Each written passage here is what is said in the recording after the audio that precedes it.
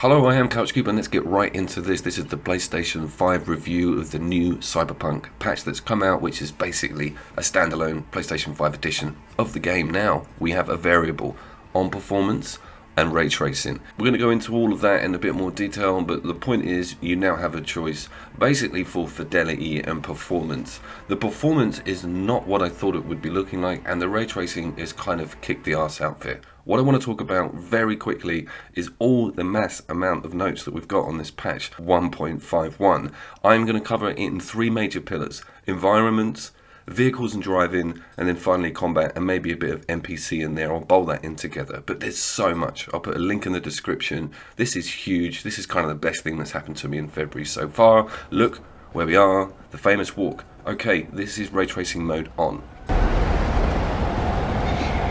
First thing is mass amount of population. I would normally do a comparison with the older patches, but even 1.31, you'd have like 5 people here and maybe one of those crazy preacher people on that corner. Vehicles, horns going off, there's a lot more chatter, there's background ambient noise everywhere. It's pretty goddamn stunning. And if this rolled out on launch day like this, everyone would have said, wow, it's just like the trailers. It's perfect, and I'm very, very happy with it. And remember, we're looking at the fidelity mode. It's pretty damn smooth. I'm liking it. No judderiness, nothing with screen tear or any granular detail issues in the distance there. Right, let's flip it out. Now I'm going to put some Digital Foundry links in the description to give you some numbers on what the differences are here, but basically what we've seen is a slight scaling down of some of the distance resolution to free up some of that memory. And of course, no ray tracing, no bouncing light, no ambient. It's not too noticeable in the daytime, and to be fair, this is okay, but it's just not as smooth as I thought it would be. I'm seeing bits of judderiness on animations on the NPCs. This might well be looked at in the future. This performance mode is kind of a bit misty in areas. There is talk of NPC behavioural patterns changing and there being some more complication on the 5 version of this game. That's something we're going to get to in a minute, and that's something that kind of weirded me out when they said that, because the NPC AI programming in the base level game or in the early editions of the game wasn't even there. Right, and then they sort of upped it up a little bit, so they sort of crouched and squatted instead of running around like lunatics and shouting the same thing.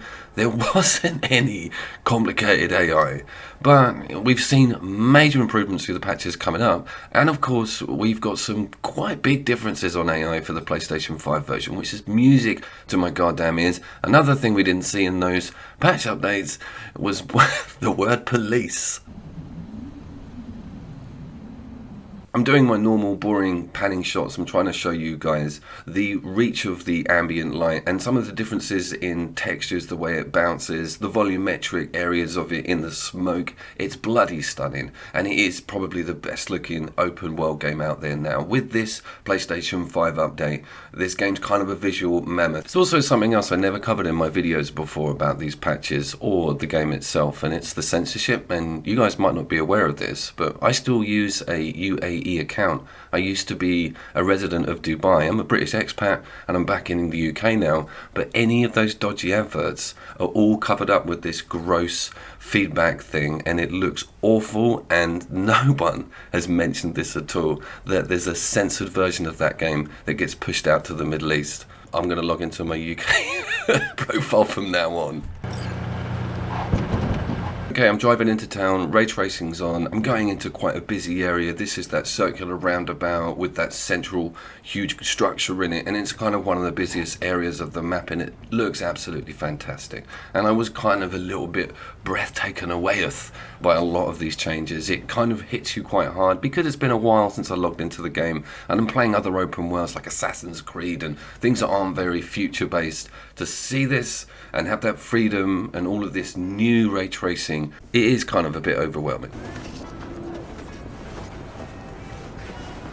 It isn't completely without its flaws, as you can see, and there is still work to be done. We will get to that in a second, but the positives are huge, and if this game appeared anything like this on launch day, they would have not have had the problems. But that's, you know, hindsight, and of course the work that's gone into fixing this boggles the mind. We're now looking at ray tracing on, and I'm taking in some of these neon reflections at night, especially on that pavement. We've got a bunch of different light sources here. It's a great little showcase area.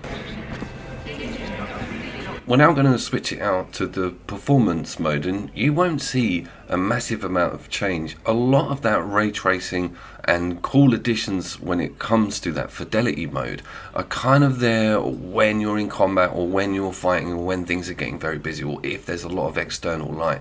But to be truthful, it isn't a deal breaker, and I was expecting a lot more smoothness on that performance mode. I thought that would be the standout thing, but the only thing that stood out for me was a bit more granular detail and maybe an unpegged 30. It just feels like kind of a strange ultimatum to have, you know, either a performance mode that makes the game look a bit shittier, or you have ray tracing. It's one or the other. You know, I can't give you graphical fidelity or a higher super sampling range, maybe even 4K CDPI. Have you thought of that? Pushing a PlayStation 5 game out on true 4K at 60 frames per second, is that ever gonna happen? Alright, let's get back to it. Now, NPC duplication. I saw it once in the whole entire time I did this test. This test was a 7.5 hour sit through, and I did a lot of scenarios, and I was so convinced I'd see a lot more vehicle duplication and NPC, you know, same outfit stuff. Nothing. That was amazing. And going back to sort of frequently visited areas again with all this ray tracing switched on. Right, time for driving. So that deserted map complaint that was plaguing every single update, it got worse and worse as they tried to increase the performance of the game. They basically removed all of the cars and people, vehicles, anything that was going on the roads was minimalized. Gone, sweet Jesus, has it gone? It is amazing. Is there that strange not rendering in distance thing going on? Sometimes. And when I switched it to the performance mode, we saw loads of that weird peppery style, powdery sort of texture loadings that you were seeing all the time on the original patches. So kind of marked down for that, but most of this video, guys, we've got this ray tracing fidelity mode on, and I don't really notice huge massive frame drops. It's kind of the default mode for me, really. That performance mode needs to get sorted out.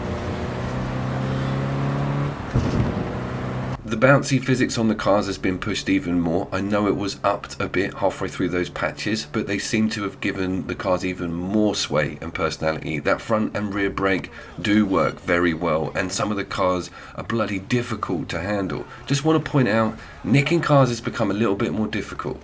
You will get pressured a bit more, and they are quite hot on it. And also, there is a bounty system on you if you repeat offend that gang members, I think, will take up and try and kill you from. So there's a stage where you'll piss the police off enough that there'll be a bounty on your head.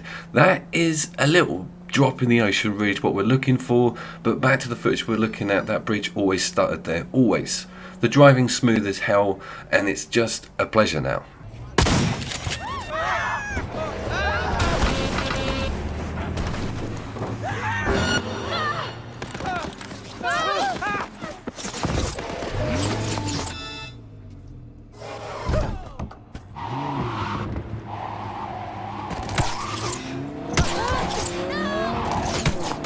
I actually can't control half the cars. I'm not joking. I play Forza Horizon 5 competitively online. I can't control half of these cars. The more powerful they are, the quicker they spin out. I think they need to tighten that up a bit.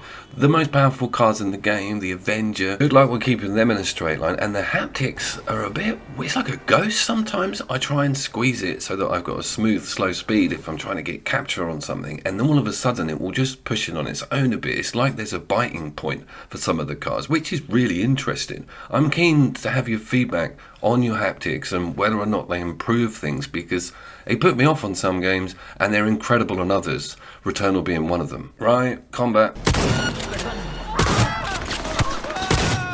Okay, this is the most interesting one. This is quite layered. You've got differences in AI behavior with kind of the rank of AI that you're fighting. What I mean is the cyber psychos kind of behave slightly more complicated or have different animations than your average gang members. It's deeper, they take cover better, they kind of pincer you better, they're just a hell of a lot more aggressive, which is brilliant news.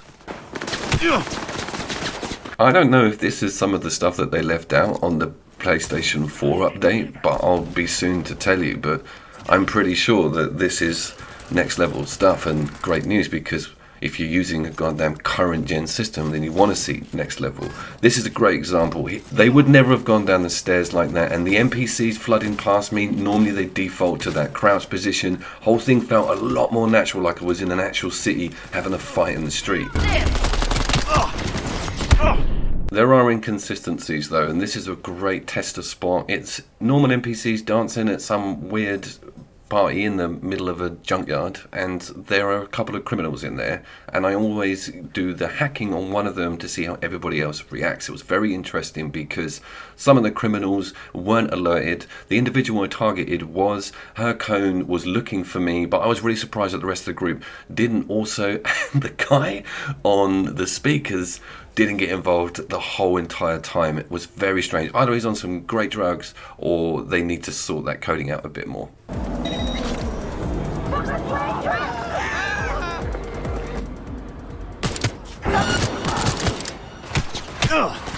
А ну вылазь! Окружай его, уроды! Я иду!